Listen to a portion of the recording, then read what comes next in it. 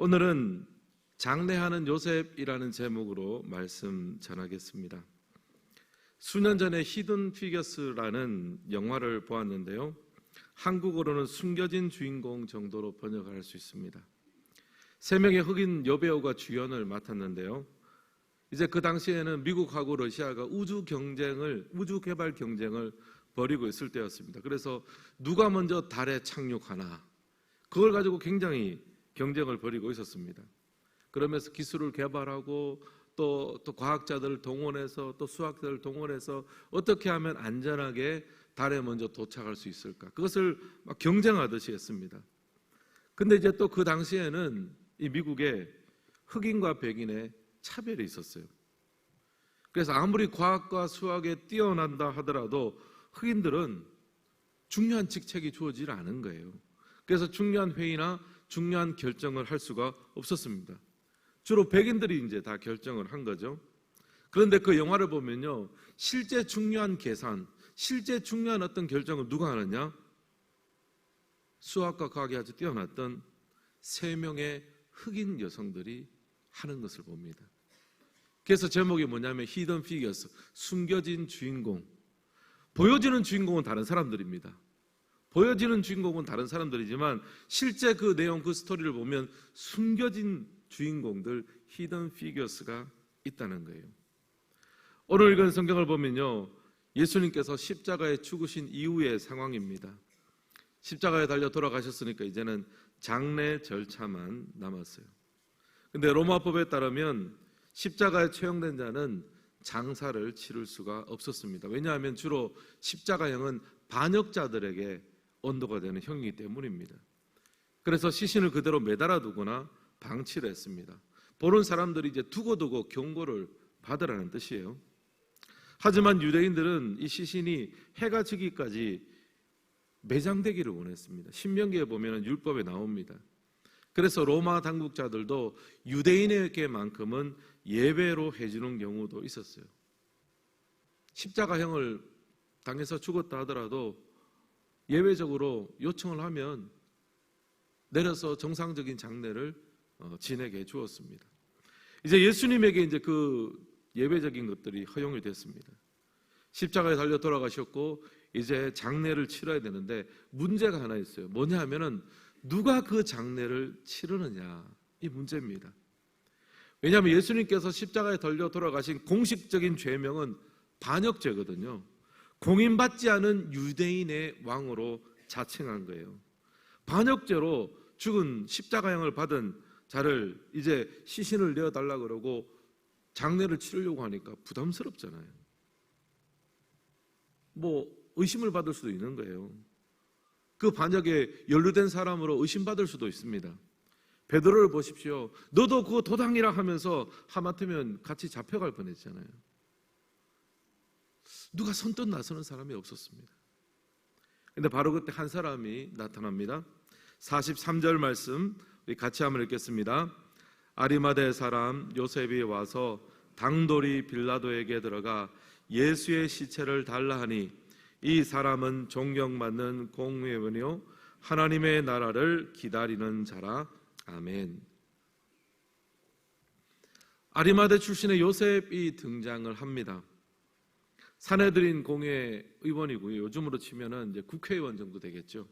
그리고 존경받는 사람입니다. 그리고 하나님의 나라를 기다리는 자였어요.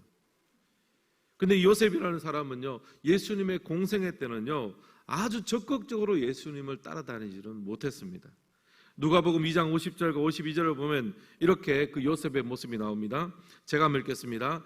공회 의원으로 선하고 의로운 요셉이라 하는 사람이 있으니 그들의 결의와 행사에 찬성하지 아니한지라. 그는 유대인의 동네 아리마대 사람이요 하나님의 나라를 기다리는 자라. 여기 보면 요셉을 어떻게 표현합니까? 공회의 결의와 행사에 찬성하지 아니한지라. 이제 공회에서 예수님이 이런 죄 때문에 이제 예수님을 사형에 언도해야 되겠다, 그렇게 결의하고 행사하는데 이 요셉은 어떻게 했습니까? 찬성하지 않았습니다. 확실한 증거도 없이 어떻게 그렇게 사형에 언도하느냐, 그러면 안 됩니다라고 찬성하지 않았습니다. 죽이지는 말자. 아마 이제 그 정도의 발언을 한 것 같습니다. 근데 예수님께서 십자가에 달려 돌아가신 이후에는요, 상황이 바뀌었습니다. 더 적극적으로 나섭니다. 당돌하게 빌라도에게 가서 예수님의 시신을 내어달라고 요청합니다. 소극적인 지지에서 적극적인 지지로 주님의 편에 섰어요. 그동안은 히든 피겨스였습니다. 숨겨진 제자였습니다. 근데 예수님께서 십자가에 달려 돌아가시고 난 이후에는 드러난 제자로 살게 되었어요.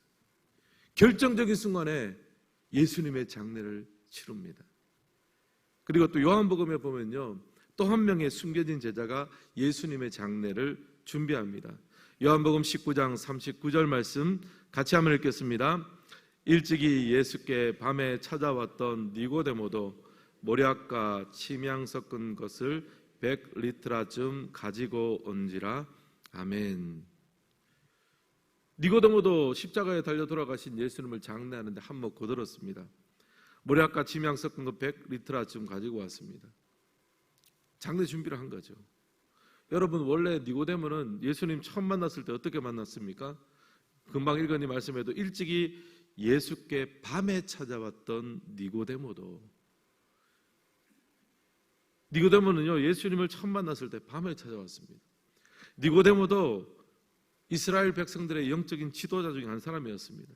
근데 드러내놓고 예수님에게 묻고 배우는 것이 좀 부담스러웠습니다. 그래서 멀리서 배우고 모르게 배우고 뭐 존경하고 흠모는 있겠지만 좀 떨어진 자리에서 예수님을 따랐습니다. 근데 이제 예수님께서 십자가에 달려 돌아가시고 나서는 달라졌습니다. 예수님의 장례를 치르기 위해서 아리마대 요셉과 함께 전면에 나서서 장례를 준비합니다. 숨겨진 제자가 드러난 제자로서 살게 된 거죠. 여러분, 사실 이 예수님의 장례는요, 누가 치러야 좀 격이 맞습니까? 베드로나 사도 요한 정도는 나서서 이걸 주관을 하고 상주처럼 해야 되잖아요. 베드로나 요한은 예수님의 공생의 기간 동안 늘 함께 드러난 부각된 제자로 살았습니다. 항상 선두에 있었습니다. 근데 정작 중요한 순간에 예수님께서 십자가에 죽으신 순간, 장례를 치러야 될 순간에는요, 그 자리를 지키지를 못했어요. 제가 이 말씀을 묵상하면서 먼저 된 자가 나중되고 나중된 자가 먼저 된다, 이 말씀이 좀 떠올랐어요. 공생의 기간 동안 드러나 있던 제자는 다 도망가고 예수님을 부인하고요, 대신에 숨겨져 있던 사람들이, 소극적으로 있던 사람들이 예수님의 장례를 적극적으로 준비하고 그야말로 나중된 자가 먼저 되는 역사가 있습니다. 여러분, 우리 성도님들 중에서도 아주 일찍부터 신앙생활 한 분들이 있죠. 모태신앙이라고 합니다. 우리 모태신앙 성도님들, 뭐 저도 마찬가지죠. 때가 되면 교회 나오고 교회 분위기도 잘 알고 할 건 다 합니다. 또 우리가 일상을 살아가면서도 우리가 예수님을 믿는다라고 고백합니다. 근데 또 어떤 때는요, 결정적인 순간에 힘을 못 내는 경우가 있어요. 평소에는 다 예수님 믿고 신앙생활하고 다 잘하는데 결정적인 순간에 넘어져가지고 그냥 힘을 못 내는 경우도 있습니다. 그래서 우스갯소리로 모태신앙을 모태신앙, 아무것도 모태신앙 그러잖아요. 반대로 느지막해 예수 믿는 분도 있습니다. 성인이 돼서 믿다 보니까 성경 말씀 한 구절 한 구절 볼 때도 때로는 이것이 맞나 틀리나 고민도 하고 회의도 합니다.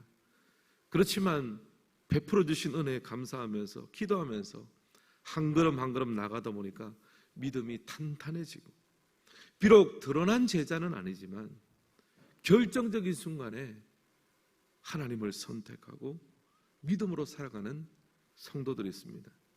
우리 고난주간의 마지막 날 오신 우리 성도 여러분들, 여러분은 어디에 속하십니까? 결정적인 순간에 믿음이 탄탄해서 믿음의 기초에 살아가는 성도님들이 되시기를 주님의 이름으로 축원합니다.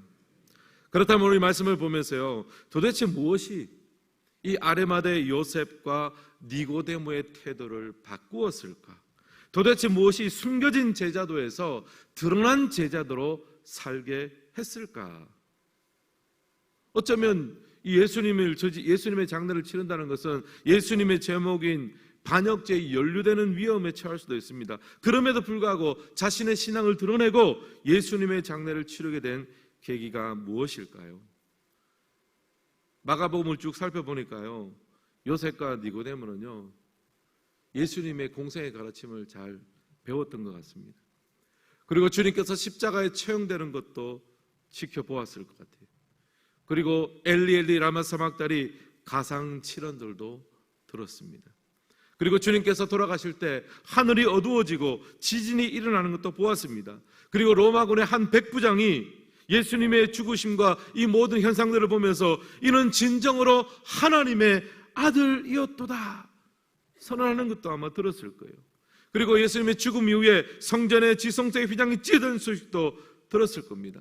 그러면서 요셉과 니고데모는 확신했을 겁니다. 이 예수님께서 하나님의 진정한 어린 양이셨구나. 이 예수님께서 메시아로 오셨고 자신이 예고한 대로 또한 성경이 예언한 대로 우리의 모든 죄를 지시고 달려 돌아가셨구나. 이 두 사람은요 십자가를 발견했습니다. 십자가는 그의 인생을 바꾸었습니다. 십자가는 요셉과 니고데모로 하여금 숨겨진 제자가 아니라 이제는 적극적으로 드러난 제자로 살게 했어요. 갈라디아서에도 보면요 사도 바울이 십자가의 죽음을 이렇게 설명합니다. 갈라디아서 3장 13절로 14절 말씀 우리 같이 한번 읽겠습니다. 그리스도께서 우리를 위하여 저주를 받은 바 되사 율법의 저주에서 우리를 속량하셨으니 기록된 바 나무에 달린 자마다 저주 아래 있는 자라 하였음이라. 이는 그리스도 예수 안에서 아브라함의 복이 이방인에게 미치게 하고 또 우리로 하여금 믿음으로 말미암아 성령의 약속을 받게 하려 함이라. 아멘. 사도 바울이 여기서 예수님의 십자가 죽음을 율법의 저주에서 우리를 속량하는 것으로 설명합니다. 율법대로 살지 못해서 하나님께 심판받고 저주받을 수 없는 우리의 운명을 속량하셨다는 거예요. 그러면서 갈라디아서 3장 14절에 뭐라고 이야기합니까? 구약에서 아브라함에게 하신 약속, 복의 근원이 되겠다고 한 약속, 그 약속이 예수님의 십자가의 죽음을 통해서 속량하심을 통해서 우리 가운데 이루어졌다는 것을 알았습니다. 여러분 사도 바울은요 이 사실을 깨닫고 나서 눈이 뒤집혀졌습니다. 예수님의 십자가의 죽으심이 구약 성경 전체의 결론이구나. 아브라함의 복이 예수님을 통해서 온 땅으로 흘러가는구나. 이 사실을 깨닫고 나니까요 그 다음부터 사도 바울이 숨겨진 제자가 아니라 드러난 제자로 살기 시작했습니다. 사랑하는 성도 여러분, 십자가를 만난 사람의 인생은 변화됩니다. 십자가는 변화입니다. 저도 생각해보면 청년 시절에 예수님의 은혜를 발견하고 십자가를 발견하고 가슴이 진짜 뜨거워지더라고요. 나를 사랑하사 십자가에서 자기의 목숨을 버리신 예수님을 생각하니까 마음이 뜨거워지고, 저도 원래부터 이렇게 신학을 하거나 목회를 할 생각은 전혀 못했습니다. 근데 주님의 사랑을 생각하고 내 마음이 뜨거워지니까 변화가 생기는 거예요. 전에는 누가 신학했으면 좋겠다, 목회했으면 좋겠다 한번 얘기를 하면은 막 그냥 두렵고 떨고 그냥 내가 무슨 목회를 하냐고 그냥 그렇게 했는데, 십자가를 발견하니까 마음에 변화가 생기는 거예요. 나는 오병이어 같지만 주님께서 붙들어 사용하신다면 한번 해보자. 용기가 생기는 거예요. 여러분, 아리바고 요셉이 바로 그런 마음 아니겠습니까? 내가 무슨 예수님의 장례를 준비하느냐 그렇게 생각했을 거 아니에요. 그런데 주님이 십자가를 바라보니까 이분이 정말 메시아고 내 삶을 변화시킨 분이라 생각하니까 제가 장례를 치르겠습니다. 제가 어제 말씀을 준비하면서요 46절을 보고 참 마음이 뜨거웠습니다. 46절 우리 같이 한번 읽어볼까요? 46절 시작.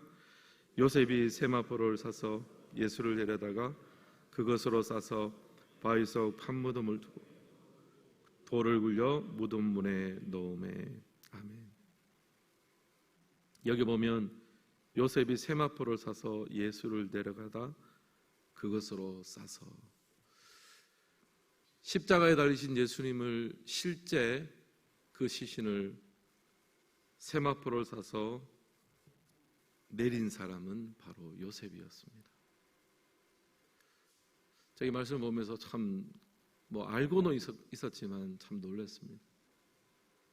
예수님의 그 장례에 실제로 시신을 내리는 사람이 아리마대 요셉이었습니다.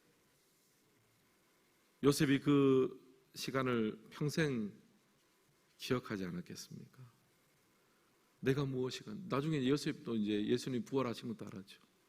내가 무엇이간데, 예수님을 손수 내가 십자가에서 내리고 세마포로 싸고 내가 무엇이간데 주님께서 그 놀라운 시간을 허락하셨던가.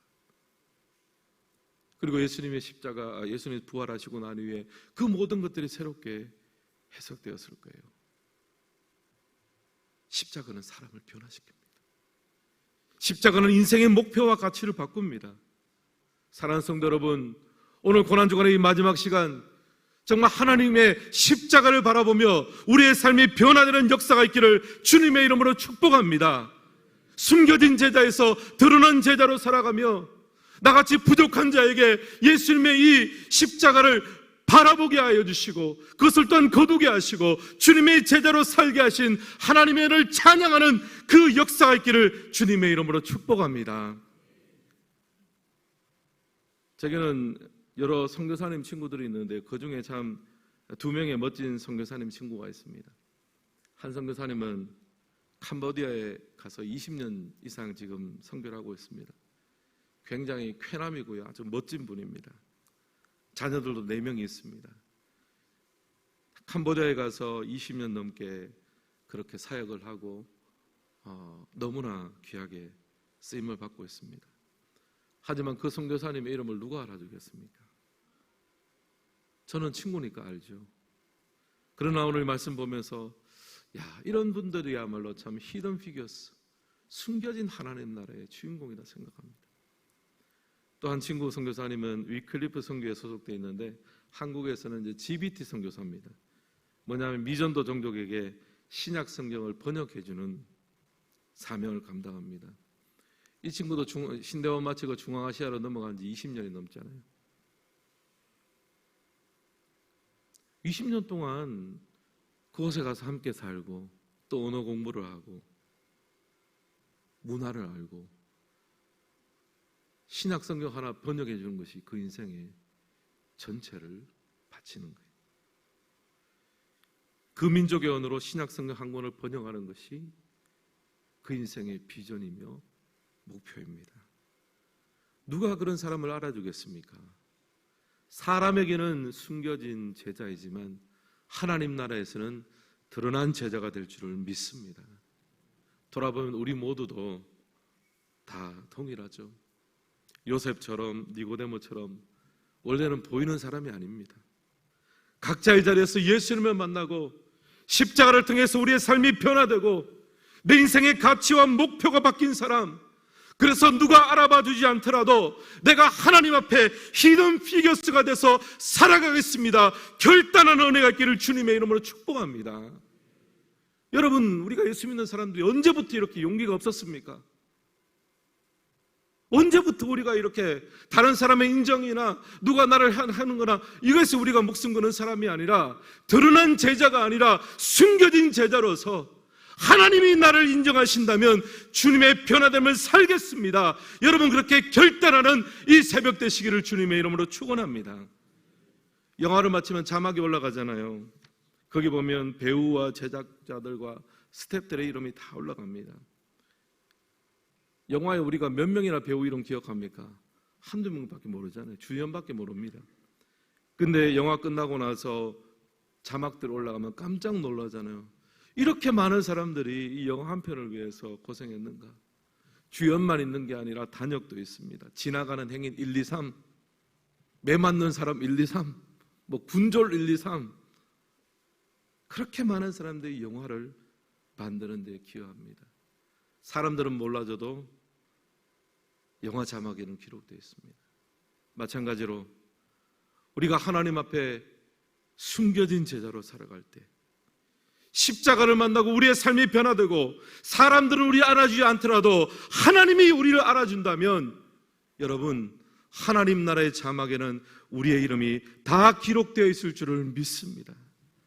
그러므로 사랑하는 성도 여러분, 하나님 앞에 숨겨진 드러난 제자로 살아가는 것이 오늘 우리에게 얼마나 영광스러운 것임을 기억하고, 오늘 예수님의 이 고난주간의 마지막 날, 주님의 그 십자가의 시선을 거두고 장례를 치렀던 요셉과 니고데모처럼 사람들에게는 숨겨진 제자이지만 하나님 앞에는 드러난 제자로, 그렇게 우리 일상 속에서 주님을 고백하며 그렇게 믿음을 선택하며 살아가는 우리 모든 주님의 제자들이 되시기를 예수님의 이름으로 축원합니다.